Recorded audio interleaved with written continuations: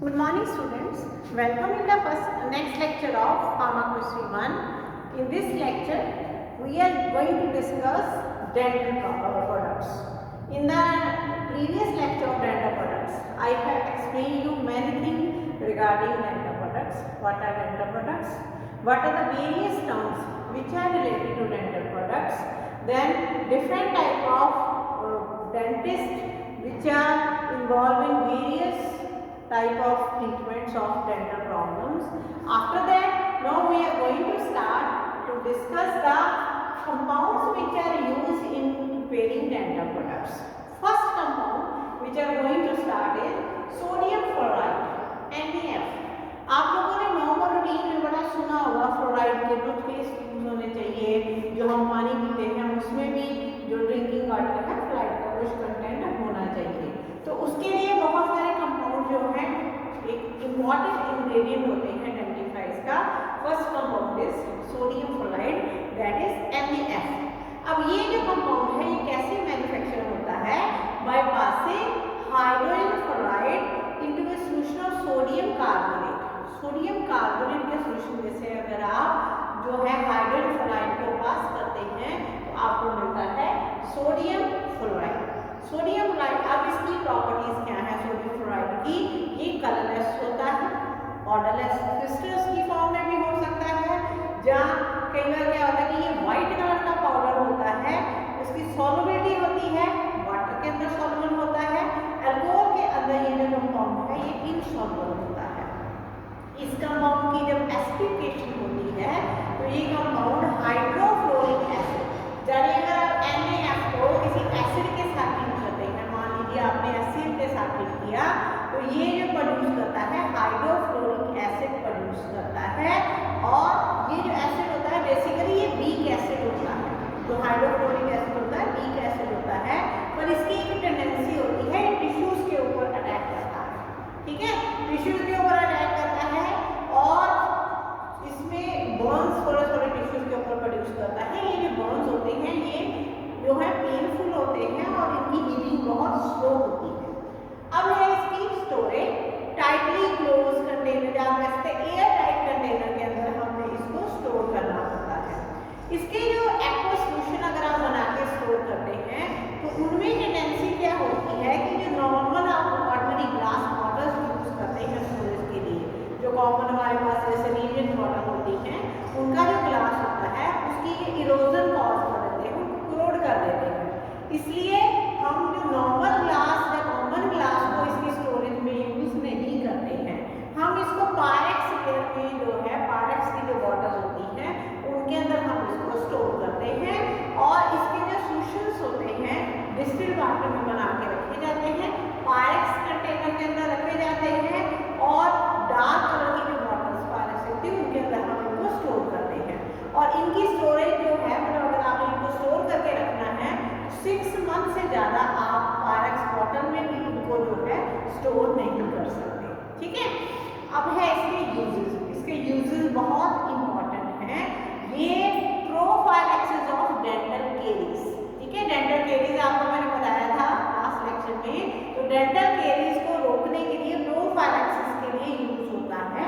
और स्पेशली कहाँ? उन कम्युनिटीज में यहाँ पे जो फ्लोराइड है ड्रिंकिंग वाटर में उसकी इंटेक जो है कम है और इवन जो खाना भी वो खाते हैं जो फूड की में भी उसकी जो फ्लोराइड की इंटेक जो है कम है। इसीलिए आप जानते होंगे बहुत बार वाटर सप्लाई का जो वाटर आता है उसमें भी जो है फ्लोराइड को ऐड किया जाता है।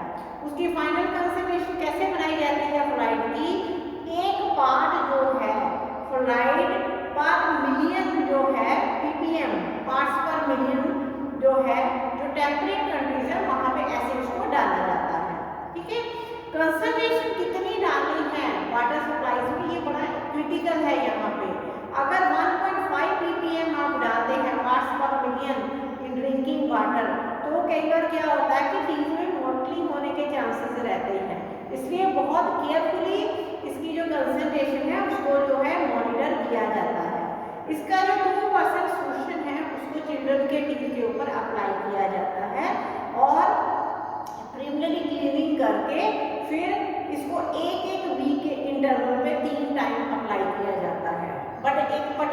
एज रेंज होती है 3 ईयर, 7 ईयर, 10 ईयर और 13 ईयर के students. In students is children, in children के अंदर ही हम सिर्फ इसको अप्लाई कर सकते हैं। और अगर आप बहुत फ्रीक्वेंटली अप्लाई करते हैं तो कई बार टूथ इरप्शन होने के भी चांसेस रहते हैं।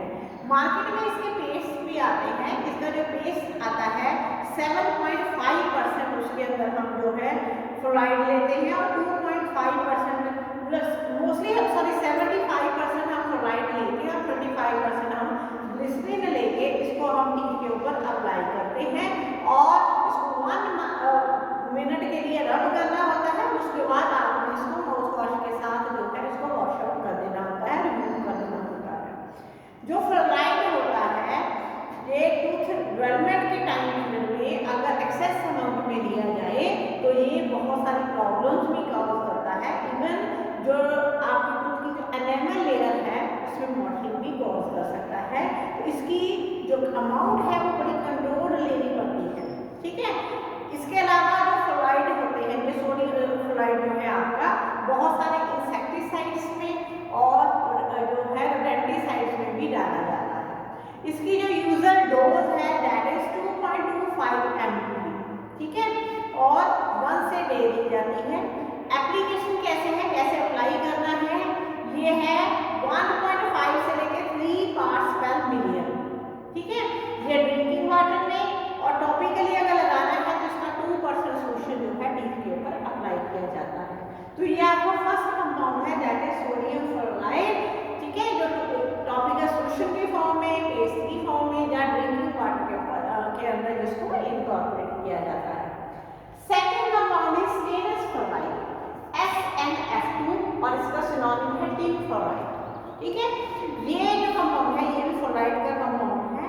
इसको आप कैसे प्रिपेयर करते हैं, आप क्या करते हैं, जो स्टेनस ऑक्साइड होता है वो और उसके साथ हाइड्रोफ्लोरिक एसिड, इनको आप कंबाइन करते हैं और जो प्रोडक्ट बनती है उसको आप इवेपोरेट करते हो।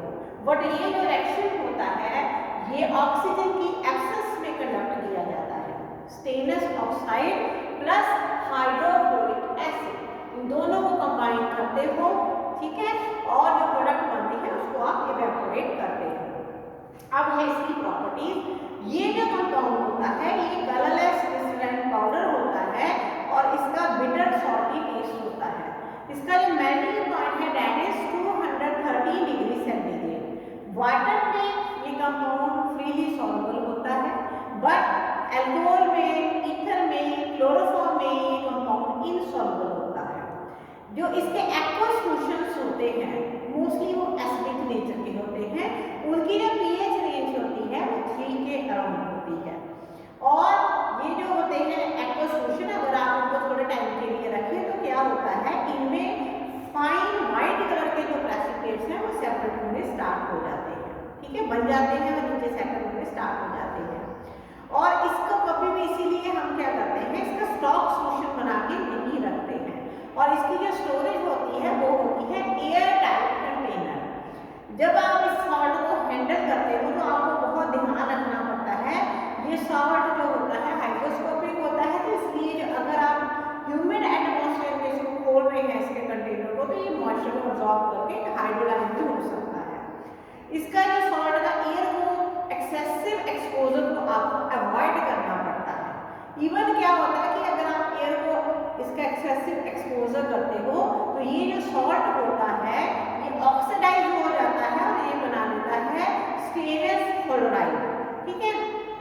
Stannous fluoride stannic fluoride stannous fluoride से स्टेनिक फ्लोराइड बना देता है SnFO4 और स्टेनिक ऑक्सी फ्लोराइड भी बना सकता है SnOF2।